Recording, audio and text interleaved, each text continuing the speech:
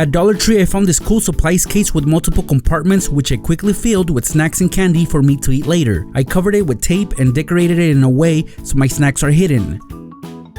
At Dollar Tree, I found this pack of see-through sharpeners. I opened one and with a precise cutout of a flashcard, I made it not transparent anymore. Now inside I can hide candy.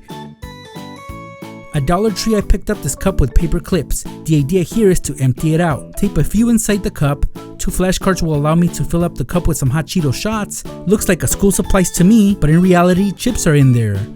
At Dollar Tree, I got this blue supplies caddy, so I created a false bottom out of cardboard and glued a binder clip on. Now I can add my snacks such as chips in there and hide them with the false bottom and supplies. At Dollar Tree, I got this triple compartment supplies caddy. 2 I filled with school supplies and the larger one contains my Takis. I can easily cover those with notepads. If you're always hungry in class, this will help.